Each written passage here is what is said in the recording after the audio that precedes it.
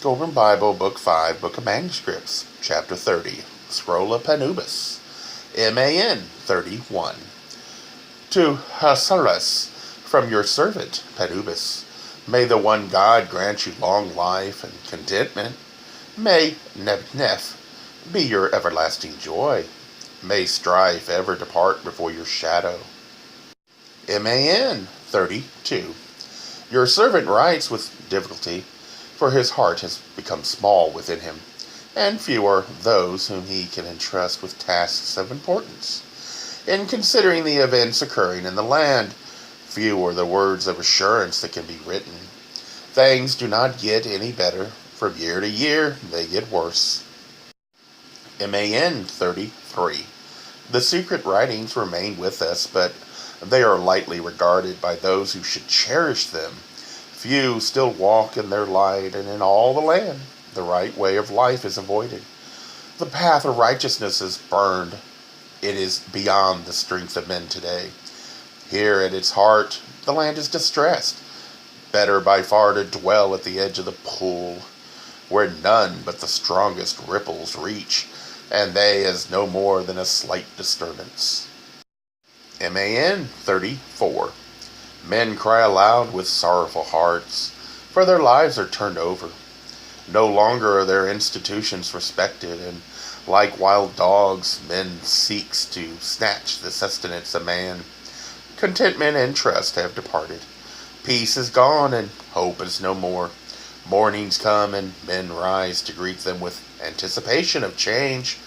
But this passes with the early mists, and the sun goes down on despondency and despair. Your servant is heavy laden with care.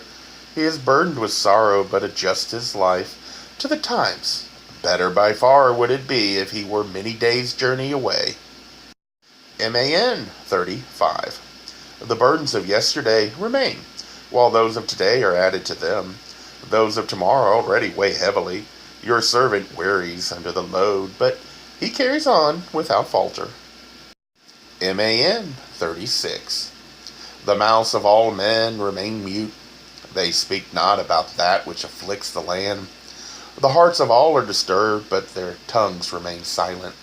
Strange gods have entered upon the land, such gods as have not been known before, who are gods of sorrow and despoliation. MAN 37. The silent strength hidden in the heart of the land, the spirit of its life. The secret of the one God has not been sufficient. Men have failed to bear up under the blows of misfortune. The calamities have overwhelmed them. Their wills and spirits are weak. Alone of all in the land, the devoted in God remain firm and stout-hearted. Yet wickedness covers the land as waters at their rising. MAN 38. This is the testing time for men. This is the trial of their strength. But their frailty is established, and they fail and fall. Those who should be resolute and firm to maintain the order of things are weak and faint of heart. They are weaklings. Their wickedness has eaten their manhood. Like the people, they seek not but the easy way. Their desire is to live in ease and comfort, untroubled by the times. They care not that greatness has departed from the land. MAN 39. Affliction besets men on all sides, and encompasses their days. In the morning they open their eyes to tribulation and suffer it the whole length of the day. The rich man robs the poor. The strong oppresses the weak.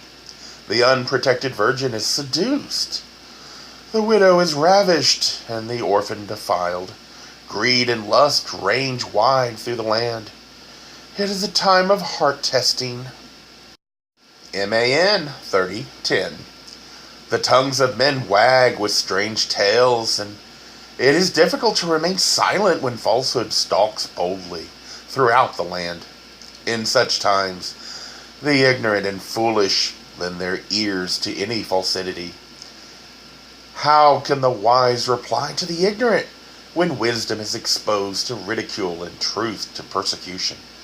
To expose the folly and wickedness of the powerful brings down rods of wrath upon long-suffering backs. The ears of rulers are closed to words of wisdom. The doors of their hearts are bolted against truth. To reply wisely or give good counsel from the books of wisdom is to invite scorn. Men no longer worship at the shrine of Sabaoth. MAN 30:11. The servant no longer devotes himself loyally to the affairs of his master, and where the arms of many are needed at the task, it is abandoned. Men no longer toil at the task with cheerful hearts. They no longer labor in accord. Men are tied down by their own inability. They are shackled by their own fears. They have become timid and fearful. MAN 30:12. Even the halls of judgment are no longer inviolate. The decrees are cast forth to be stamped underfoot by ignorant men. Even things that sustain the spirit now serve to prepare sustenance for the belly. Records are falsified so that no man knows the true from the false. The tallies of produce are no longer taken, and corn becomes the property of any man. He who lies readily gets the best. He who acts the deceiver gets most. Ignorant men have raised themselves to high estate by falsehood and deceit. None raises hand or voice against them, and therefore their ways are acclaimed and emulated. Truth is mocked and justice vilified. MAN 30:13. A man fears his brother as a foe, and his son as a betrayer. He plows his field bearing shield and sword. Men walk abroad girded for battle, but now the day has dawned when henceforth even manly defense is denied them. When a man is slain by the side of his own brother, he who lives flees to save his limbs. When a woman is ravished, they who seek turn away. The screams of maidens fall on deaf ears. MAN 30:14. Spearmen gather in bands, but the standards they bear are not those of justice and truth. Bowmen stand alert, and arrows are loosened in their quivers. The men of blood exult, for it is their day. If a man of high estate be unguarded, he is slain, and if rich, he is robbed. If a high-born woman be unprotected through lack of kindred or gold, she becomes a harlot. In the marketplace, men say, better a well-fed harlot than a goddess dead from hunger.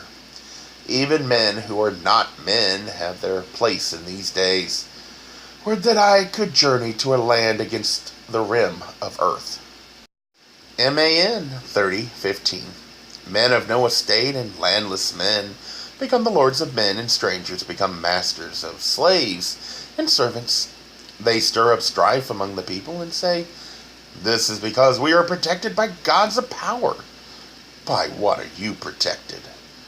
The people know not that the power of gods is sustained by the spiritual devotion of the people, and their power flows from the strength and goodness of their worshippers. When a people fail their God, that God fails the people. MAN 30:16. I am a man instructed and know this is a time of strengthening affliction. But my heart troubles me. Will the people understand this? Will they rise to meet the challenge or go down the path of ease? The fair path of flowers and fragrance?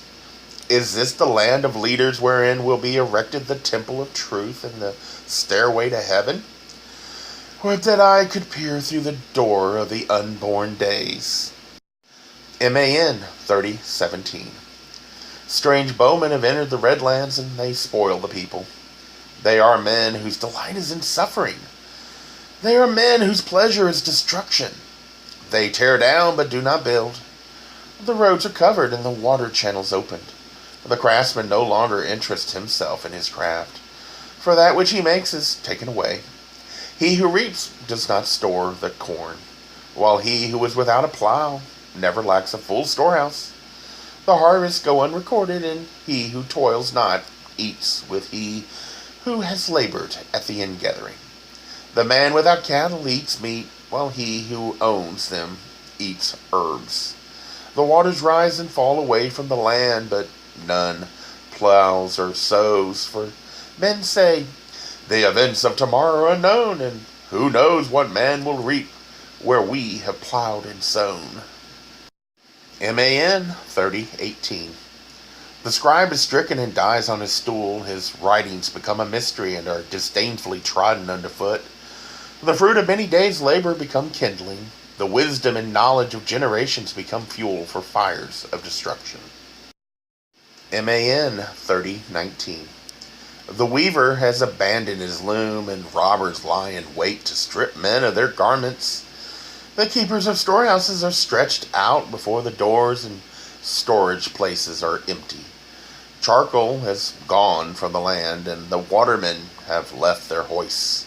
Slaves wander without masters, and children roam, begging for bread. MAN 30:20.